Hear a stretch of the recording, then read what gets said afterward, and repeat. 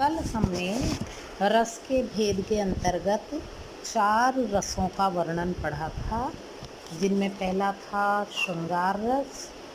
फिर श्रृंगार के बाद में हमने पढ़ा करुण रस, फिर हास्य रस और उसके बाद में वीर रस। आज के इस लेक्चर में हम बाकी के सभी रस पढ़ लेंगे, है ना? और अगर फिर भी कुछ समझ ना आए तो व्हाट्सएप के ज़रिए, टेलीफ़ोन के ज़रिए आप अपना जो भी है समस्या का जो है निराकरण करवाने के लिए स्वतंत्र हैं। तो आज हम प्रारंभ करेंगे 5वें नंबर के रस, भयानक रस। बलवान शत्रु अथवा भयानक शत्रु के देखने पर जब भय नामक स्थायी भाव अपने अनुकूल विभाव आदि अवयवों से परिपक्व होता है, तब भयानक रस की उत्पत्ति होती है। प्रकृति वस्त्र थी भूतनाथ ने नृत्य विकम्पित पद अपना उधर उठाया, भूत सृष्टि सब होने जाती थी सपना, फिर कुछ होगा यही समझकर वसुधा का थर थर कांपना। स्थायी भाव भय, आलंबन भूतनाथ का नृत्य, विकम्पित पद उठना, आश्रय मनु, उद्दीपन प्रजा का व्याकुल होकर आश्रय पाने के लिए आना, और संचारी भाव शंका, त्रास आदि। एक और उदाहरण है, भरे भुवन घोर कठोर रव, रवि बाजी तजी मारग चले, चिक्कर ही दिग्गज डोल मही अही कोल कुरम कलमले। तो ये हैं भय उत्पन्न करने वाले उदाहरण। इसके बाद में अद्भुत रस।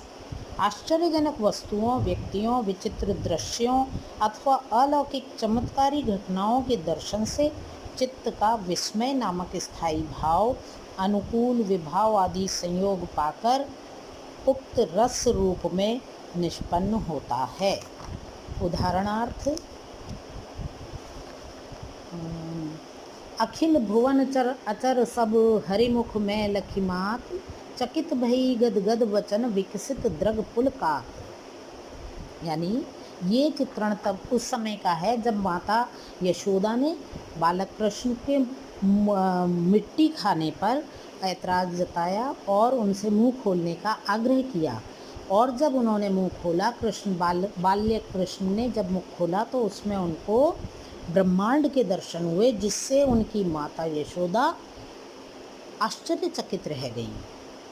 तो स्थायी भाव माता के हृदय में स्थित विस्मय, आलंबन कृष्ण के मुख के भीतर का दृश्य, अनुभाव गदगद वचन, विकसित द्रग, विकसित यानी फैले हुए, संचारी भाव त्रास और संभ्रम।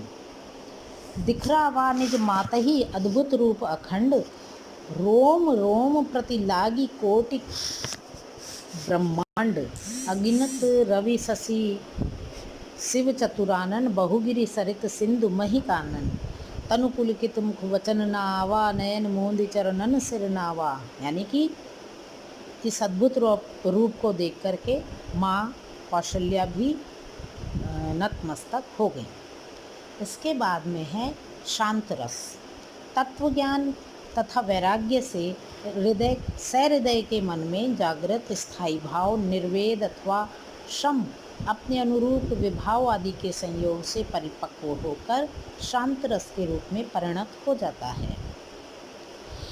उदाहरण के लिए, मन पछिते हैं अवसर बीते, दुर्लभ देह पाई हरिपद भजु, करम वचन अरुणीते, सहस भाव बाहु 10 बदन आदि नृप बचे न काल बलीते। इसके अलावा शांत रस में माली आवत देख कर कलियन करी पुकार, फूले फूले चुनी लाए काली हमारी बार। ये है शांत रस के उदाहरण। इसके पश्चात आता है विभत्स रस। घृणित वस्तु को देखने से उत्पन्न ग्लानि से विभत्स रस की उत्पत्ति होती है। जुगुप्सा इस रस का स्थायी भाव है। सिर पे बैठ्यो काग आँख दोऊ खात निकारत, खींचत जीभहि स्यार अति ही आनंद उर धारत, गिद्ध जांघ को खोदी खोदी के मांस उपारत, स्वान अंगुरिन काटी काटी के खात बिदारत। तो ये है विभत्स रस का उदाहरण। इसके पश्चात आता है रौद्र रस।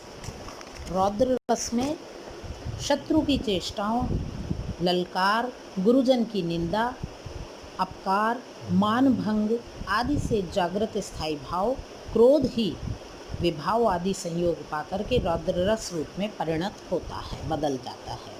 अंधड़ था बढ़ रहा, प्रजादल था झुंझलाता, रण वर्षा में शस्त्रों सा बिजली चमकाता, किंतु क्रूर मनुवारण करते उन बाणों को, बढ़े कुचलते हुए खड़ग से जन प्राणों को। स्थायी भाव क्रोध है, आलंबन प्रजाजन, आश्रय मनु, उद्दीपन प्रजादल का झुंझलाना तथा प्रहार करना, अनुभाव मनु का प्रजानन को खड़ग से कुचलना आदि। संचारी भाव हैं आवेग, उग्रता, असूया आदि। अब है वत्सल रस। ये तो थे 9 साहित्यिक रस, उसके बाद में 2 रस जोड़े गए। वात्सल्य रस जिसको कहते हैं, वस्तुतः वत्सल रस माता पिता के हृदय में स्थित वत्सल या स्नेह नामक स्थायी भाव पुष्ट होने पर वत्सल रस की निष्पत्ति होती है। काव्य रचनाओं में हुई प्रभूत मात्रा में रचनाओं के कारण इसे स्वतंत्र रस की संज्ञा दी जाती है। सूरदास आदि कवियों द्वारा किया कृष्ण का बाल वर्णन और तुलसीदास द्वारा किया राम का बाल वर्णन, माता हृदय चित्रण आदि सभी इस रस की रचनाएं मानी जाती हैं। इसके 2 भेद हैं, संयोग वत्सल, जिसका उदाहरण मैं आपको देती हूँ। किलकत कान घुटुरवन आवत, मणिमय कनक नंद के आंगन, बिंब पकरिबे धावत, कबहु निरख हरि छाह आपनी, करसों पकरन चाहत आदि आदि। ये बालक कृष्ण अपनी छाया को हाथ से पकड़ रहे हैं। स्थायी भाव बेटे के प्रति स्नेह, आलंबन बालक कृष्ण, उद्दीपन घुटनों के बल चलना, अनुभाव माता की चेष्टाएं, नंद को बुलाना और संचारी भाव हर्ष, गर्व, उत्सुकता आदि। इसके पश्चात जो है, इसके बाद आता है वियोग वत्सल, और इसके और भी उदाहरण हैं। जसोदा हरिपाल ने झुलावे, हलरावे दुलरावे, जोई सोई कछु रुचे गावे। और एक और उदाहरण है, हरि अपने आपे कछु गावत, तनक तनक चरणन से धावत वगैरह वगैरह। इसके वत्सल रस के 2 भेद किए हैं, संयोग और वियोग।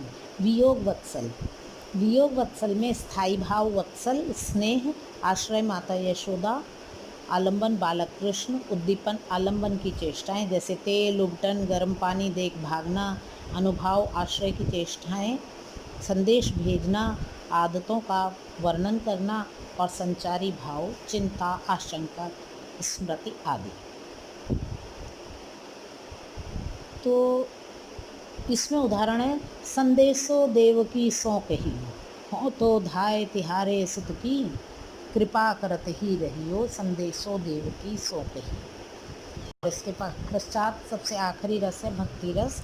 भक्ति रस में मन में आनंद और शांति का संचार करने वाले वे समस्त भजन के पद इस के उदाहरण माने जा सकते हैं। जितने भी भजन हैं, ओम जय जगदीश हरे या किसी भी देवी देवता की स्तुति आदि भक्ति रस के अंतर्गत आती है।